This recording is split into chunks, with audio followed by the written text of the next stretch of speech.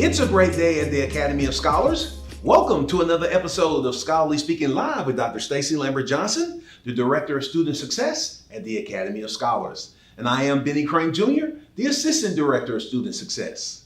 Thank you for joining us for today's live session. No matter where you're joining us from, whether you're at work or at home, we pray that you're having a great AOS day and hope that you can visit us here on campus someday soon.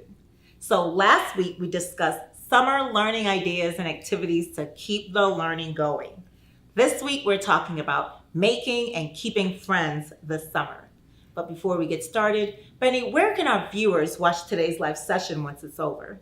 Everything from this show ends up on our website, academyofscholars.com, including both the audio and video versions. Now, if you prefer watching us each week, you can find the video version on our Facebook page, YouTube channel, LinkedIn, and Instagram. If you're looking for something entertaining to listen to on your drive to work, you can download the audio version anywhere you download your favorite podcast. Now, shout out to all those people who are joining us live today. And to those of you who follow us on our social media platforms, we see you and we appreciate you joining us. Do us a favor and tell your friends we're on. All you have to do is hit that share button right there.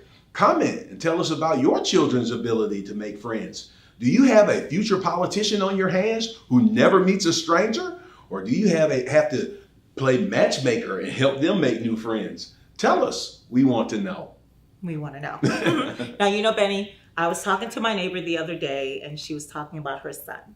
So he's 5 years old. He's starting kindergarten. And she said that her biggest fear for him coming out of this pandemic was him being able to make friends. Wow. She said that since the pandemic, she hadn't really allowed him to be in a group setting around other children. So she was really concerned about how he was going to be affected as far as his social skills were concerned. I also saw in the news the other day a student, and I think this child was in second or third grade, who was being featured because he was concerned that so many of his friends returning to school from the pandemic seemed to be more isolated and less friendly. Wow. So he came up with a great idea on how to get them talking to each other and socializing with each other. And that was with friendship bracelets, which led to today's topic, helping your child make friends this summer and beyond. Yes. Now, Stacy, my daughter Kennedy, as outgoing as she may seem, loved the isolation of the pandemic. And truth be told, she's an introvert. So I had a similar concern about her starting a new school last year after a year and a half of being away from other kids. Right. Now, she ended up doing fine and making friends, but I was worried. I mean, a new school, new environment, and coming off the pandemic, ugh. Yeah, that can be a little dicey. Yes. In the case of my neighbor, whose son is starting kindergarten after having had no social exposure to children his own age, experts recommend that it is easiest for him to develop play skills he needs with adults first. Parents should play with their children for a set period of time every day. As they play together, parents can model and teach skills such as taking turns, including others' ideas, solving social conflicts without getting physical, and exhibiting self-control.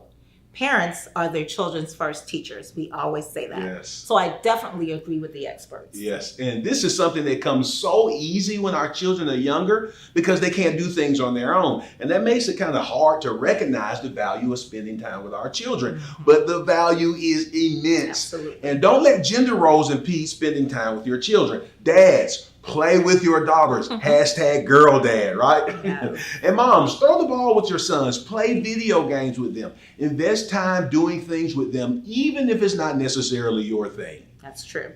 Now, second, if there are no children in the home with which to socialize, parents should take their child to a location where there are plenty of children around the same time and day. Places like the neighborhood park is great because that's a great place to watch your child interact with other children, hopefully utilizing the skills that you modeled while playing with him.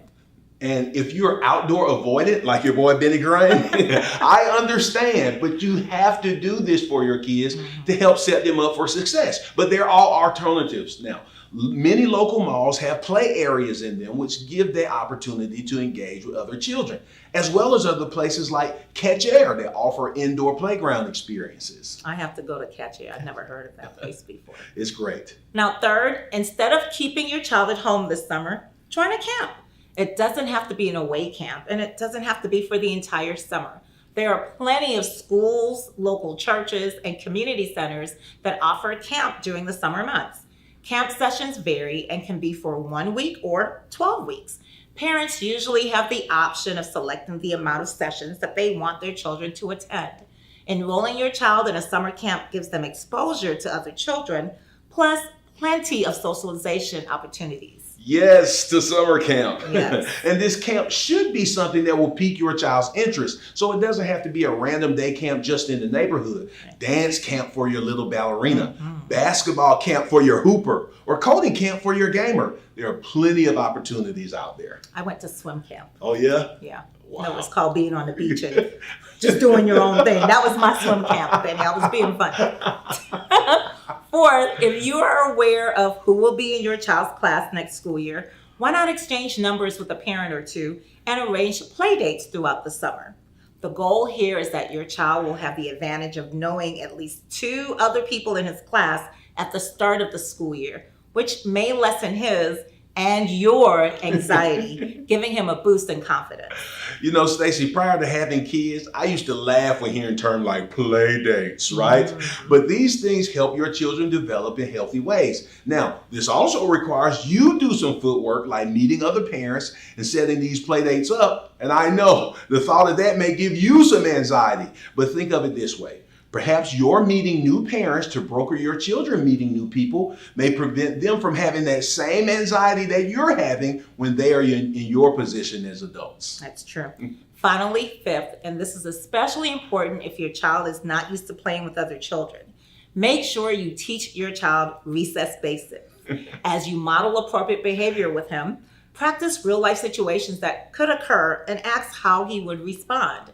Examples can include how to react if someone takes an extra turn at kickball, or what to do if you tag someone and they refuse to be in. That happens a lot. Yes. You can also model and practice good sportsmanship, being sure to compliment each other when a shot is made or when effort is shown.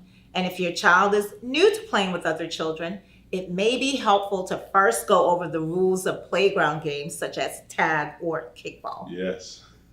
Well, what do you think? Is your child a social butterfly or are they shy? And if they're shy, have they spent time around other children to develop social skills this summer? And did you help? Did you learn something new from today's episode?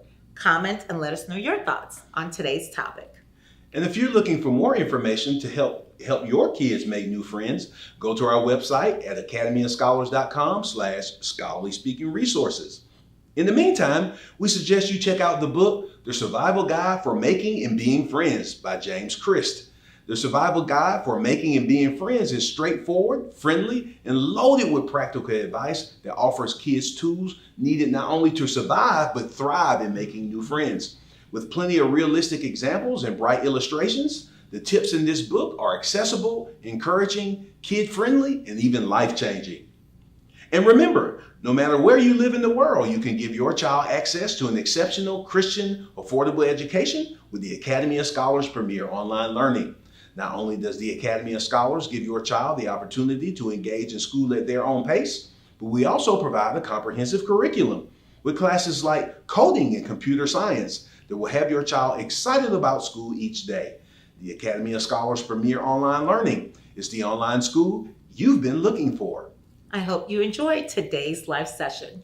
To learn more about our amazing school, the Academy of Scholars, please go to our website at academyofscholars.com. Join us next time as we continue our live discussions. Next week, we'll be talking about transitioning your family's schedule from summer to school mode. Oh no! I know. It's that time. It's that time. Until next time, I am Dr. Stacy Lambert-Johnson. And I'm Benny Crane Jr. Saying Goodbye. goodbye and be blessed. The Academy of Scholars. Exceptional, Christian, affordable.